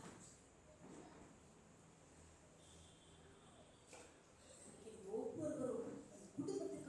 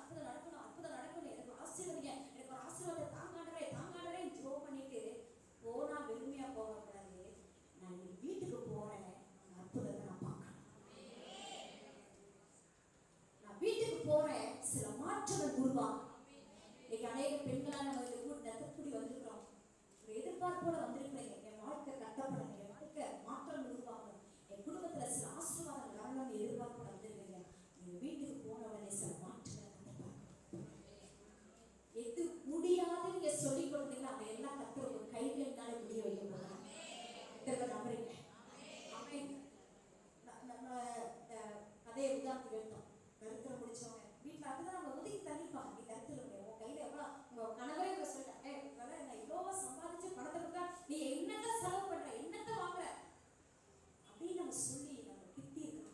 ஆனா இனி நம்ம கை ஆசீர்வாதமான கையா,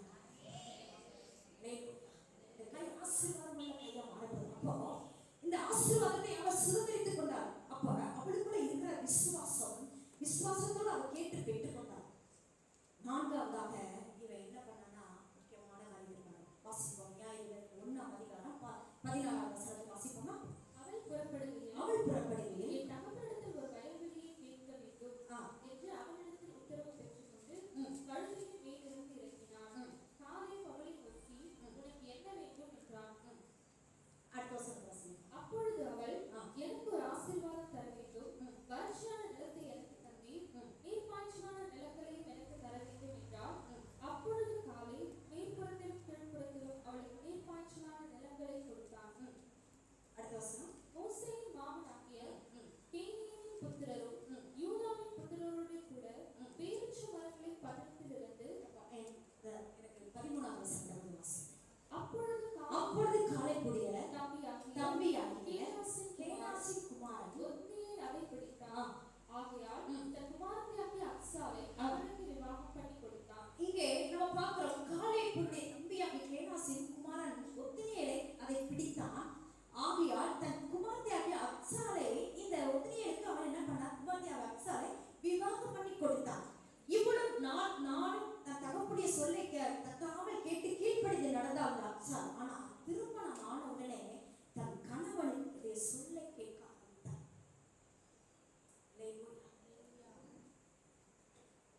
ஒரு வசனம் ஐயா சொல்லப்பட்டிருக்கு, சங்கீதம் 45:10. எல்லாருமே எடுப்போமா? எல்லாருமே எடுத்துக்கிறோமா? சங்கீதம் 45:10.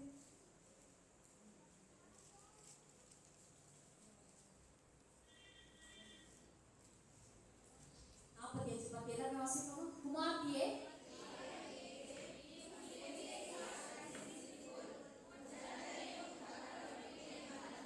யாரும் வரட்டுமா? யாரும் வரட்டுமா? சுத்தமா வரதுக்கு வரன்னு சொல்லல. நான் சொல்லிட்டீங்களா, எங்க வீட்டுல நான் அப்படி இருந்தேன். எங்க திருமணமாகி வீட்டுக்கு வந்த உடனே கணவனை பார்த்தேன். எங்க வீட்டுல நான் அப்படி இருந்தேன்.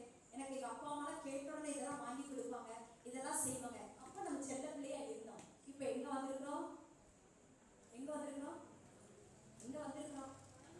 கணவனுடைய வீட்டுக்கு வந்திருக்கிறோம். அப்போ அந்த இடத்துல நம்மளை மாத்திக்கணும். உங்களை மாத்திக்கணும். கீழ்ப்படி. யாருக்கு கீழ்ப்படியும்? கணவனுக்கு. அல்லேலூயா. குமாரத்தியை கேள், உன் செவியை சாய்த்து சிந்தித்துக்கொள். சிந்தித்து செயல்படுங்க. சிந்தித்துக் கொள்ளுங்க. சிந்தித்துக்கொள். உன் தகப்பனுடைய ஜனத்தையும் தகப்பனுடைய வீட்டையும். நம்ம அக்கறை நல்லதாக வளர்ந்தோம், நல்லா இருந்தோம், சந்தோஷமா இருந்தோம், நல்லா சாப்பிட்டோம், கேட்ட உடனே எல்லாம் கிடைக்கும். இன்னைக்கு பிரியாணி சாப்பிட்டோம், அப்பட்ட கேட்டோட உடனே வந்துடும், முன்னாடி வந்துடும், எல்லாமே வந்துடும். ஆனா இங்க கிடைக்காது. நீங்க விரும்புற மாதிரி இங்க எதுவுமே இருக்காது. நீங்க விரும்பப்படுற மாதிரி இங்க எதுவுமே இருக்காது. எல்லாம் எதிர்மறையான காரியமா தான் இருக்கும். ஆனா ஆண்டவர் சொல்றாரு, இங்க வசனம் சொல்லுது, குமார்த்தியைக்கு உன் செவியை சாய்க்கணும். உன் செவியை சாய்க்கணும். கண்ணுடைய சொல்லை கேட்கணும். இவள் இந்த வசனத்தின்படி கணவனுக்கு கீழ்ப்படிந்த ஒரு அருமையான குணசாலியாக பெண்ணாக அக்சால் காணப்பட்டா. இது எதை குறினா? சபைக்கும் கிறிஸ்துவுக்கும் தலையாக. ஆமென், ஆமென். சபைக்கு கிறிஸ்து தலையா இருக்கிறது போல ஒரு குடும்பத்துக்கு புருஷன் எப்படி இருக்கிறாரா? தலையா இருக்கிறார். அங்க நம்ம எப்படி இருக்கிறோம்? சில நேரம் நம்ம தலையா இருக்கிறோம். ஆமென். ஒரு நாள் அப்படி இருக்கக்கூடாது. சபைக்கு கிறிஸ்து தலையாக இருக்கிறது போல ஒரு குடும்பத்திற்கு புருஷன் தலையாக இருக்கிறார். இந்த வசனம் இதுக்கு ஏற்ப காலை தன் சொந்த தகப்பனாகிய இருந்த போதிலும் தன் கணவனிடத்துல சில காரியங்களை உத்தரவு பெற்றுக் கொண்டுதான் காரியங்களை செய்வான். எத்தனை பேர் அவங்க வீட்டுக்காக கேட்டுட்டு எல்லா காரியத்தையும் செய்வீங்க? கைதுக்கு சொல்லுங்க. எல்லாருடைய இதுவும் ஏன்னா நம்ம படிச்சிருக்கிறோம், நமக்குள்ள வரும், நம்ம ஒரு வேலைக்கு போகிற பெண்களா இருக்கிறோம். நானும் சம்பாதிக்கிறேன், நீயும் சம்பாதிக்கிறேன், நான் எதுக்கு ஒன்றை கேட்கணும்?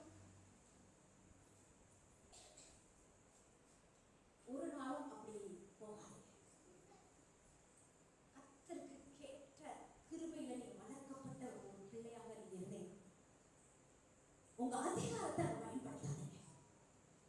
ஹல்லேலூயா. நம்ம எல்லா சூழ்நிலையிலும் கணவனுக்கு கீழ்ப்படிந்து தான் போக வேண்டும், அடங்கிதான் போக வேண்டும். ஒருவேளை ஈக்குவலா படிச்சிருக்கலாம், ஒருவேளை ஒரே ஈக்குவலா இருக்கலாம், வசதி உங்களை அவங்களை கட்டி நீங்க வசதியா இருக்கலாம். ஆனா வசதி இருக்கோ இல்லையோ உங்களுக்கு கீழே ஆண்டவர் கொடுத்துருக்கிற அந்த ஆசீர்வாதத்தை, உங்களுக்கு கொடுக்கப்பட்ட கணவரை கனப்படுத்துங்க. கனப்படுத்துங்க. கணவனை எந்த விதத்திலும் கனப்படுத்துறதுல உங்களுக்கு ஒரு ஆசீர்வாதம். தப்பா எடுத்துக்கிறாங்க அந்த வார்த்தை சொல்றேன். கணவனை இழந்தவர்களுக்கு தெரியும் ஒரு நல்ல இடத்துல போய் நிற்கிறதுக்கு கஷ்டப்படுவாங்க.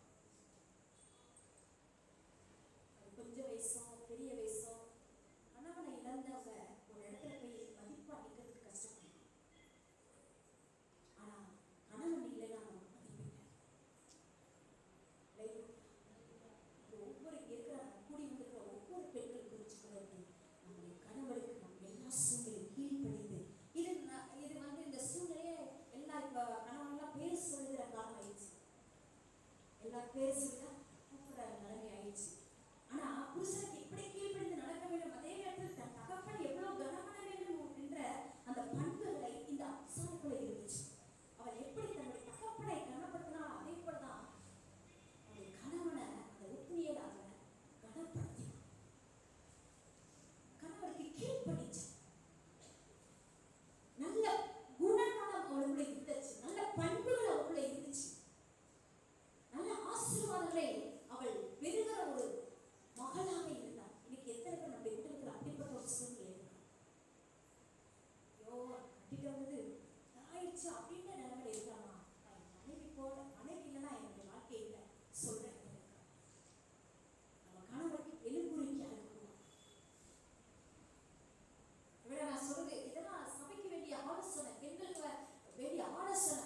ஒரு பிரச்சனை வந்தா என்ன பண்ணுவாங்க, எல்லாத்தையும் பேக் பண்ணி நான் எங்க அப்பா வீட்டுக்கு போறேன். தயவு செய்து செய்யாதீங்க. ஒருவேளை நீங்க திருமணமாகி உங்க பிள்ளைகளை நீங்க திருமணம் நடத்தி உங்க பிள்ளைகள் வீட்டுக்குள்ள ஏதாவது சண்டை போட்டு வீட்டுக்கு வரலாம், தயவு செய்து வராத சொல்லுங்க. ஒரு நல்ல தாய் அதைதான் சொல்ல வேண்டும். வராம விட்டுட்டு வாமான்னு சொல்லாதீங்க, தயவு செய்து சொல்லாதீங்க. அவன் நல்ல தாயை தாயில பேய் எப்படிப்பட்ட ஒரு தாயா இருக்க, நல்ல ஒரு தாயா. பிள்ளைகள் திருமணமாகி அனுப்பிட்டீங்கன்னா என்ன கஷ்டம்னாலும் என்ன நஷ்டம் கணவனோட தான் நீ வாழணும் அப்படின்னு சொல்லி தைரியமா சொல்லுங்க. விட்டுட்டு வான்னு சொல்லாதீங்க. கணவனுக்கு கீழ்படிச்சு அடங்கி போன்னு சொல்லுங்க. எங்க பிள்ளைகளுக்கு நான் சொல்ற ஆலோசனை தான், எக்காரணம் கொண்டும் உங்க வீட்டுல ஏதாவது பிரச்சனை, கணவனுக்கு நீ படிச்சு நல்ல ஒரு எல்லாருமே திருமணம் நடக்காம யாருக்கும் இல்லை, எல்லாருடைய வாழ்க்கையும் திருமணம் நடக்குது. ஒரு ஆலோசனை என்ன பிரச்சனாலும் உங்க வீட்டுல தாய் தகப்பட்ட வாய் திறந்து சொல்லுங்க. என் கணவர் அடிக்கிறார், என் குடும்பத்துல எவ்வளவு பிரச்சனை, என்னை புரிஞ்சுக்கொள்ள முடியும், எதுவும் சொல்லுங்க. வாயை திறக்கணும். குடும்பம்னா எல்லா வீட்லயும் பிரச்சனை இருக்குதான். குடும்பம்னா எல்லா வீட்லயும் பிரச்சனை இருக்கு. பிரச்சனை இல்லாத இடத்துக்கு யாருமே இல்லை, எல்லா வீட்லயும். ஊழியக்காரங்க சொல்றோம், எங்களுடைய சில பிரச்சனைகள் இருக்குதான். ஒருத்தர் புரிந்து செயல்படும். ஏன்னா நம்ம தேவனுடைய சமூகத்துக்கு வரோம். ஆண்டவர் நம்மளோட பேசுவார், நம்ம மகியோட சண்டையோட வாக்குதாரர்கள் ஏன்னா எப்பவுமே நிற்கிறோம். ஒரு நாள் நம்மள பிரிவினைகள் இருக்கக்கூடாது. சர்ச்சிலோட சிஸ்டர் வந்துக்கிறாங்க. திருமணமாகி 26 வருடங்கள் ஆகுது. ஏன்னா சபையை நம்ம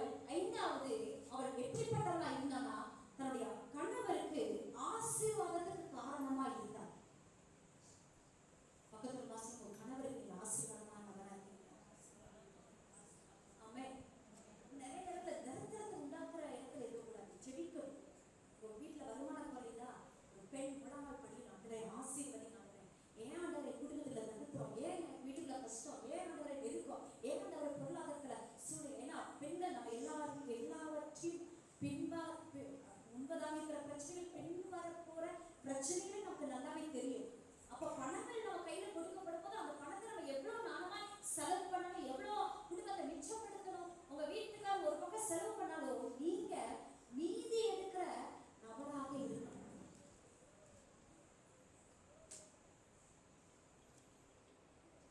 இந்த அநேக குடும்பல கணவன்மார்கள் அவர்களுடைய பங்கை விட மனைவிமார்களுக்கு அதிக பங்கு உண்டு. பக்கத்துல சொல்லலாம், எனக்கு அந்த பங்கே இல்லை அப்படின்னு நம்ம சொல்லலாம். இல்லை, அந்த உரிமையை கொடுத்துருக்கோம். நீங்க நடந்துக்கிற விதத்துல தான் பக்கத்துல பார்த்து சொல்லுங்க, நீங்க நடந்துக்கிற விதத்துல தான் கணவர் எல்லா பொறுப்பையும் எல்லாத்தையும் பார்த்துக்கலாம். அந்த இடத்துல நிற்கிறீங்க.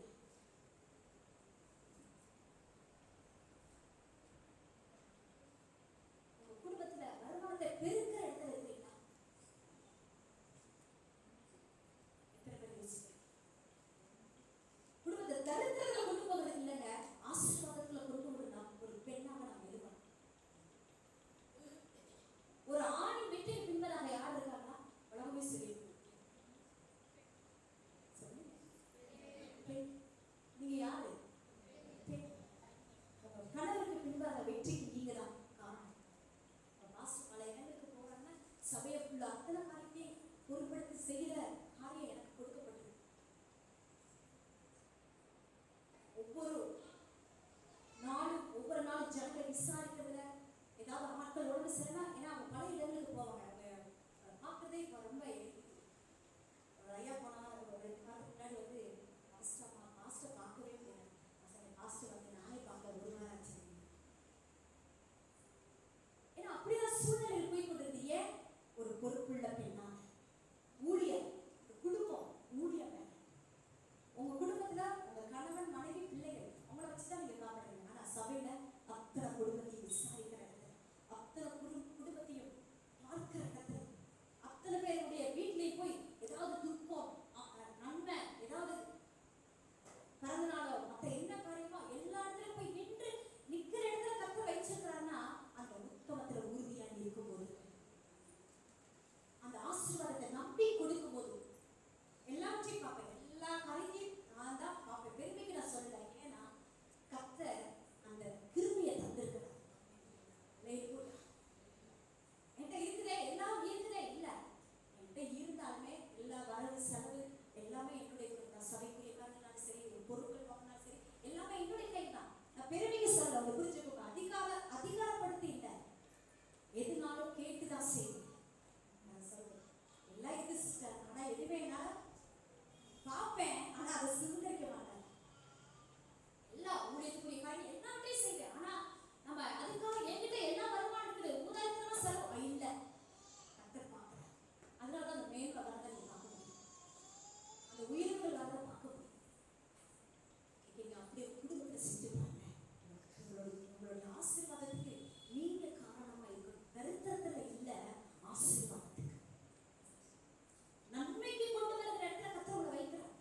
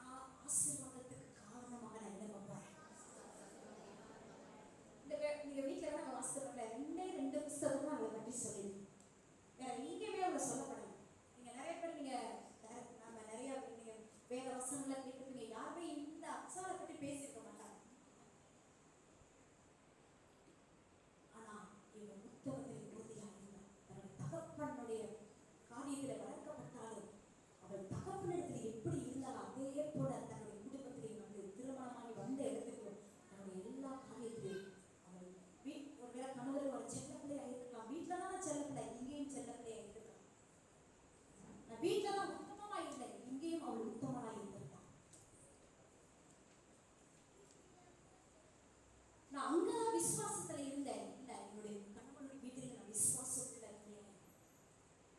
என்னுடைய அப்பா அம்மாவுக்கு தான் நான் கீழ்ப்படிவேன், கணவருக்கு நான் ஏன் கீழ்ப்படியணும் அப்படின்ற நிலைமையில கணவனுக்கு கீழ்ப்படிதான். நான் என்னுடைய வீட்டுக்கு தான் நான் ஆசீர்வாதமா இருக்கணும். எதுக்கு நான் என் கணவருக்கு ஆசீர்வாதமா இருக்குன்னு அவன் சொல்லல, அவன் ஆசீர்வாதமா இருந்தான். கர்த்தர் நம்மளையும் அப்படி அந்த இடத்துல தான் போறார். ஒருவேளை நீங்க இந்த அப்சாவை போல அவள் ஒரு பெண் தன் தகப்பனிடத்தில் எல்லாரும் ஆசீர்வாதத்தோடு வாழ்ந்தவள். அவள் கேட்டதை தன் தகப்பன் கொடுத்தார். ஒருவேளை நீங்க ஏக்கத்தோடு நான் ஏசப்பட்ட எவ்வளோ கேட்கிறேன், ஏசப்பா தரலையே, எனக்கு தரலையே அப்படின்ற நிலைமையில இல்லை. கர்த்தர் கொடுக்கிற இடத்துல நான் வச்சிருக்கேன். ஆமென், ஆமென். நான் சில ஆலோசனைகளை உங்கள்கிட்ட சொல்ல போறேன். நீங்க எழுதுறவங்க எழுதிக்கணும். என்னோட வேலை இது முடிஞ்சிச்சு. ஒரு குடும்பத்தினுடைய மனைவியோட மதிப்பு என்ன? உங்க மதிப்பு என்ன? உங்க வீட்டுல உங்களுடைய மதிப்பு என்ன? சொல்லுங்க, உங்க மதிப்பு என்ன? புரியல. நான் தான் தள்ளப்பட்டகள் எங்க வீட்டிலே. இப்பதான் பேசியிருக்கு. இங்க நீ தள்ளப்படுறது அல்ல, உங்க மதிப்பு கூட போகுது. நான் என்ன சொல்றேன்னா, உங்களை மாத்திக்கொள்ளுங்க. உங்க கணவர் கேட்டால் கூட ஒருவேளை தள்ளப்பட்ட சூழ்நிலை இருக்கலாம், ஆனா உங்களை கர்த்தர் உயர்ந்த இடத்துல கர்த்தர் கொடுக்குறாங்க. ஆமென். நீங்க உங்க வாழ்க்கையில சில ஆசீர்வாதங்களை நீங்க பார்க்காதது போல இருக்கலாம், ஆனா கர்த்தர் உங்களை உயர்ந்த இடத்துல வைக்க போறார். சில பொறுப்புகளை கர்த்தர் கொடுக்குறாங்க. யார் கொடுக்கணும்? கணவர் கொடுக்கணும். நீங்க இதை செய்யணும், நீ நம்ம எல்லாம் நின்று செய்யணும். அந்த சொல்லுகிற இடத்துல கர்த்தர் வைக்க போறாங்க. ஆமென். அப்ப குடும்பத்துல மனைவியுடைய மதிப்பு என்னன்னா, நீதிமொழிகள் 5:18-20 வசனம் வரைக்கும் அவள் எப்படிப்பட்டவளா இருக்கிறான்னா, மயக்கும் மகிழ்ச்சியை தருபவள், மனைவியுடைய பெருமையை குறிக்கிறது. இது மகிழ்ச்சி மயக்கும் உங்களுக்குள் இருக்கிறது. இந்த மயக்கும் மகிழ்ச்சியும் எதன் அடிப்படையில் இருக்குதுன்னா, இது ஆசீர்வாதத்தையும் மகிழ்ச்சியும் கொடுக்கிறதா இருக்குது. நீங்க எத்தனை பேர் உங்க கணவருக்கு பிறந்த நாள் வந்தோம்னா எத்தனை பேர் நீங்க உங்க கணவருக்கு நீங்க நல்ல கிஃப்ட் வாங்கி கொடுப்பீங்க? ஒரு சகோதரி இருக்கிறார். நம்ம நிறைய பேர்ல நிறைய வீடுகளை கவனிங்க, இது முக்கியமான நேரம். நான் ஒரு ஆலோசனையா சொல்றேன். நம்ம நிறைய குடும்பத்துல என்னுடைய கணவர் தான் எனக்கு செய்யணும், என் கணவர் தான் எனக்கு எல்லாமே வாங்கி தரணும்னு நினைக்கிறீங்க. ஆனா புரிஞ்சுக்கோங்க, உங்க கணவருக்கு நீங்க ஒரு பரிசு வாங்கி கொடுங்க. ஒருவேளை இந்த நாள் முடிஞ்சிருச்சுன்னா, இனி உங்க வீட்டுக்காருக்கு ஒரு பிறந்த நாள் வந்துச்சுன்னா உங்க சந்தோஷப்படுத்தி எழுதி வச்சுக்கோ. அவருக்கு பரிசு கொடுத்து உற்சாகம். ஏன்னா அவ்வளோ நிறைய வேலைக்கு போயிட்டு கஷ்டப்பட்டு தான் வர்றாங்க. நம்ம வீட்டுல இருக்கோம், வேலைக்கு போகிற பெண்களை நாங்கள் சொல்றேன், வீட்டில் நம்ம தான் இருக்கிறோம். அவங்க பல திட்டு வாங்கி பல நபரால அவமான பேச்சு எல்லா காரியம். பெண் என்ன பண்ணாங்கன்னா, பெண்ணுடைய சுபம் என்னன்னா, ஒரு பிரச்சனை வந்து கொட்டி தீர்த்துருவாங்க. ஆனா ஆண் அப்படி இல்லை, எல்லாத்தையும் நமக்குள்ள அடைக்க இன்ட்ரெஸ்ட். அப்ப நீங்க அவளை உற்சாகப்படுத்திப்பாங்க. ரெண்டாவது, மனைவி எப்படி இருக்கணுமா? ஆதியாகமம் 24:6 வசனத்திலிருந்து 6-7. அவள் துக்கம் நீங்கி ஆறுதல் தருபவள். ரெண்டாவது எப்படிப்பட்ட மனைவியா? உங்க கணவருக்கு எப்படிப்பட்ட மனைவியா இருப்பாங்களா? ஈசாக்கு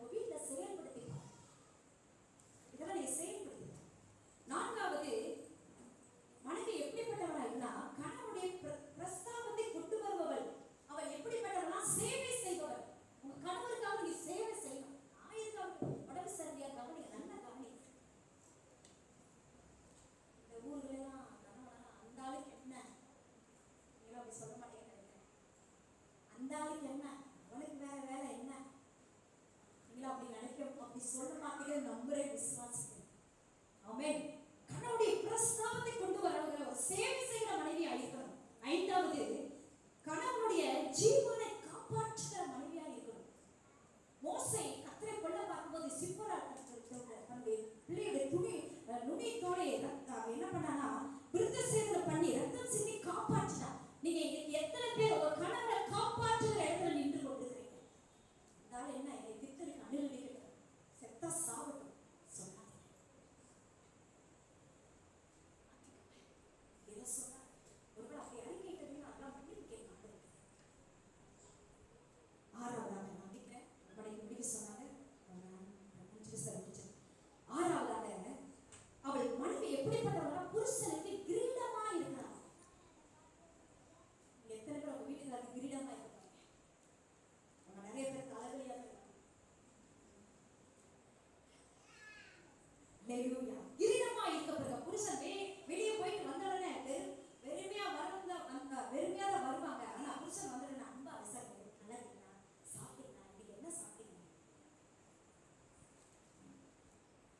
எத்தனை பேர் அப்படி விசாரிக்கிற? எத்தனை பேர் அவங்க வீட்டுக்கார வெளியில போகும்போது வெளியில என்ன அனுப்பு செஞ்சிருப்பாங்க.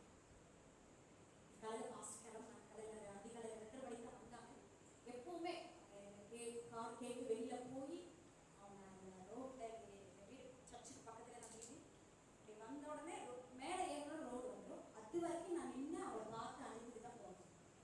நான் ஒரு நாள் அவங்க லேட்டா வராங்க, சில நேரத்தில் லேட் ஆகுது, முடியல அப்படின்னு சொல்லி சில நேரத்தில் போகலன்னா, நீ ஏன் வரல, ஏன் கீழே வந்து பார்க்க வரல அப்படின்னா, புருஷன் வந்த உடனே, கணவன் வந்த உடனே அவங்க விசாரிக்கிறது, வந்த உடனே சாப்பிட்டீங்களா, ஹாஸ்டல் எது போகுது நாள் ரொம்ப கொஞ்சம் வயிறு பிரச்சனை இருக்கணும். நான் நைட்டு கேட்டேன், வந்த உடனே எப்படி இருக்கு, பரவாயில்லையா, சரியா கஷ்டப்பட்டீங்களா, எப்படி இருக்கு, இதை விசாரிக்கிறது. நானே தூங்கிட்டு இருக்கிறேன், 2:30 மணிக்கு வந்து தூக்கத்தில் வந்து கதவை தந்து விட்டுட்டு போய் படியா, வேலை இல்லை அப்படின்னு சொல்றேன். விசாரி, எந்த டைம் நான் வந்த உடனே சாப்பிட்டீங்களா, எதாவது குடிக்கிறீங்களா, சாப்பிட்றீங்களா, எதையாவது ஒன்று கேட்டு அவங்களை உற்சாகப்படுத்துங்க. அப்போ ஆட்டோமேட்டிக்கா அவங்க மேல அன்பு வரும். ஏன் வீட்டுக்காரர் வெறுக்கிறாரு, ஏன் வீட்டுக்காரர் மேல கசப்பா இருக்காரு, ஏன் என்னைய ஒதுக்கி தள்ளுறாருன்ற நிலைமையில இல்லாதீங்க. உங்களை நேசிக்கிற இடத்துல தான் இருக்கிறாங்க. நீங்க அன்பு காட்டும்போது அந்த அன்பு அவங்களுக்கு தேடி வரும். அல்லேலூயா. அப்ப ஒரு பக்தியில மனைவியாக, ஜெபிக்கிற மனைவியாக, உபசரிக்கிற மனைவியாக நம்ம இருக்கணும். அப்போ 7வதாக நம்ம என்ன பண்ணணும்னா, கணவனுக்கு போதனை செய்யக்கூடாது. 1 பேதுரு 3:12 ஒரு நாளும் நீங்க உங்க கணவருக்கு போதனை செய்யுங்க, நான் சொல்றதா நீ கேட்கணும் அப்படின்றதெல்லாம் இருக்காது. கணவரை முக்கியப்படுத்துங்க, உங்க கணவனை கனப்படுத்துங்க. 7 காரியங்களை அப்படியே உங்க மனசுல கொண்டு வந்து, நான் என் வீட்டுக்கு நான் ஒரு மதிப்பை கொண்டு வருகிற ஒரு பெண்ணா, என் வீட்டுக்கார விசாரிக்கிற இடத்துல நான் இருக்கணும். ஒருவேளை உங்களை அற்பமா நினைக்கலாம், அற்பமா நினைச்சிட்டு போட்டோம், நீங்க அந்த இடத்துல நில்லுங்க, அந்த அன்பை செலுத்துங்க. ஏன்னா உங்களுக்குள்ள ஆண்டவர் இருக்கிறார். உண்மைதானே? உலகத்துவங்களுக்கும் நமக்கு என்ன வித்தியாசம்? அவங்களுக்கு கடவுள் இல்லை, நமக்கு ஆண்டவர் இருக்கிறார். அன்பை விதை வந்த உடனே இங்க கனிகள் கொடுத்து வரவேற்றாங்க. ஆவியின் கனிகள், அன்பு, சந்தோஷம், எல்லாருக்குமே தெரியும். தயவு, நீடிய பொறுமை, நற்குணம், விசுவாசம், இதெல்லாம் நமக்கு இருக்குதா? சாந்தம், முதல் அன்பு. எத்தனை பேர் அன்பு? இந்த வீட்டுக்குள்ள அன்பு வந்துட்டாலே எல்லாமே மாறிடும். வீட்டுக்குள்ள அன்பு வந்துருச்சுனாலே எல்லாமே மாறிடும். அன்பு வந்துருச்சுனாலே எல்லாமே சரியாயிடும். இன்னைக்கு நம்ம குடும்பம் இப்படிப்பட்டதாக இருக்குது. ஒருவேளை எங்கள் வீட்டுல நான் சொன்ன எல்லா காரியமும் எதிர்மறையா இருக்கலாம், அதை எதிர்க்காதீங்க, அதை உங்களுக்குள்ள வாங்குங்க. என் வீட்டுக்குள்ள நடக்கும். என் கணவர் என்னை நேசிப்பார், என்னை நம்புவார். நான் என்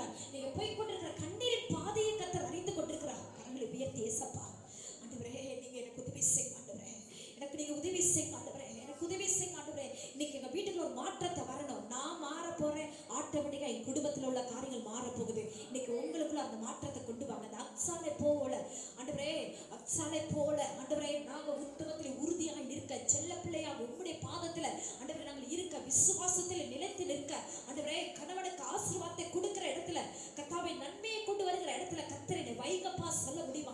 எத்தனை பேர் அர்ப்பணிக்கிறீங்க? ஆண்டவரே உங்க நன்றி. உங்களுடைய கண்ணீர் ஆண்டவர் பார்க்கிறார், உங்க வேதனைகளை கர்த்தர் பார்க்கிறார். எத்தனை பேரை முழு உள்ளத்தோடு, முழு ஆத்மாவோடு, முழு பலத்தோடு இயேசுவே உம்மை நோக்கி நான் கூப்பிடுகிறேன் அப்பா, எனக்கு ஒரு அற்புதத்தை செய்யும்படியாக நான் ஜெபிக்கிறேன் ஆண்டவரே. ஜெபிக்க முடியுமா? எல்லாரும் எல்லாரும் எல்லாரும் எல்லாரும் நல்ல சத்தத்தை உயர்த்தி இயேசுவின் நாமத்தினாலே இன்னைக்கு உங்க வீட்டுக்குள்ள இருக்கிற எல்லா சாபங்கள், உங்க வீட்டுக்குள்ள இருக்கிற எல்லா வறுமைகள், உங்க வீட்டுக்குள்ள இருக்கிற எல்லா தரித்திரங்கள் இயேசுவின் நாமத்தினாலே மாறுபடியாக நான் ஜெபிக்கிறேன் ஆண்டவரே. கர்த்தர் அற்புதத்தை செய்வீராக. ஜெபம் பண்ணுங்க. கர்த்தாவே உதவி செய். உங்க சத்தத்தை உயர்த்தி உங்க கண்ணீர் ஆண்டவர் அறிகிறார். சகோதரி, உங்க கண்ணீர் ஆண்டவர் அறிகிறார். உங்க வேதனைகளை கர்த்தர் அறிகிறார். இன்னைக்கு உங்க வீட்டுக்குள்ள சில மாற்றத்தை பார்க்க போறீங்க. இன்னைக்கு நீங்க மாற போறீங்க. உங்க வீட்டுக்குள்ள அந்த மாற்றங்களை கர்த்தர் கொடுக்க போகிறார். ஆவியானவரே உமக்கு ஸ்தோத்திரம் ராஜா. நன்றி ஆண்டவரே, நன்றி ஆண்டவரே, நன்றி ஆண்டவரே, நன்றி தகப்பனே, நன்றி தகப்பனே. கர்த்தாவே உதவி செய்வீராக. இயேசுவின் நாமத்தினாலே அற்புதங்களை செய்வீராக. இயேசுவின் நாமத்தில் கிருபை உண்டாகுவதாக. இயேசுவின் நாமத்தினாலே எல்லா தடைகள் உடைக்கப்படுவதாக.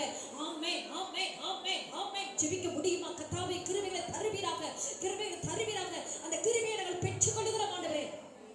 கிருபையை போக்கடுகிற இடத்துல இல்ல, கிருபையை உண்டாக்குற இடத்துல, அந்த கிருபையோடு செயல்படுகிற கூடிய இடத்துல கர்த்தாவே என்னை அர்ப்பணிக்கிறேன் ஏசப்பா. இன்னைக்கு நான் என் வீட்டுக்குள்ள ஆண்டவரே அப்பா பிரகாசிக்கிற ஒரு நட்சத்திரமாக நான் எழும்புன ஆண்டவரே. ஜெபம் பண்ண முடியுமா? 2 கரங்களை நல்ல வானத்துக்கு நேரம் உயர்த்தி ஆண்டவரே, இன்று நேர்ந்து என் வீட்டுக்குள்ள நான் ஒரு பிரகாசிக்கிற நட்சத்திரமாக சொல்லுங்க ஆண்டவரே. அநேகருக்கு அந்த நட்சத்திரம் ஒரு குறிப்பிட்ட இடத்துல இல்ல, அது அநேகருக்கு வெளிச்சத்தை கொடுத்தது. இன்னைக்கு கர்த்தர் அந்த இடத்துல நம்மளை வைக்க போகிறார். அந்த இடத்துல கர்த்தர் வைக்க போகிறார். எங்களை அர்ப்பணிக்கிறோம் அப்பா. நன்றி தகப்பனே, நன்றி தகப்பனே, நன்றி தகப்பனே. நன்றியோடு துதிக்கிறோம். ஸ்தோத்திரம் அப்பா. இயேசுவின் நாமத்தில் அற்புதங்கள் நடக்கிறதுக்காய் நன்றி தகப்பனே. நன்றியோடு துதிக்கிறோம் ஆண்டவரே. ஸ்தோத்திரம் ஆண்டவரே, ஸ்தோத்திரம் ஆண்டவரே. நன்றி தகப்பனே. ஒரு விடுதலை உண்டாகட்டும் அப்பா ஆண்டவரே. எல்லா சாபங்கள், எல்லா தரித்திரங்கள், எல்லா போராட்டங்கள் எல்லாம் இயேசுவின் நாமத்தில் மாறுவதாக. ஒரு விடுதலை கர்த்தர் தருபடியாக ஜெபிக்கிறேன் ஆண்டவரே. உங்க அன்பின் கரங்களை அர்ப்பணிக்கிறோம். கர்த்தர் ஆசீர்வதிப்பீராக ஆண்டவரே. வந்திருக்கிற ஒவ்வொரு பெண்களுக்குள்ளேயும் ஆண்டவரே நல்ல ஒரு ஜெப வல்லமை ஆண்டவரே, இன்னும் கர்த்தருக்காக எழுப்பி பிரகாசிக்கக்கூடிய கிருபை, இன்னும் ஆண்டவரே சோர்ந்து போயிருக்கிறவரை கர்த்தர் நீங்க எழுப்ப போறீங்கப்பா. குடும்பங்களை கட்டப்பட போறீங்கப்பா. கர்த்தர் ஆசீர்வதிக்கப்பட போறீங்கப்பா. நன்மை உண்டாகும்படியா ஜெபிக்கிறேன் ஆண்டவரே. உங்க அன்பின் கரங்களை ஒப்புக்கொடுத்து ஜெபிக்கிறேன். பலப்படுத்துவீராக. இயேசுவின் நாமத்தில் ஜெபிக்கிறோம் நல்ல பிதாவே.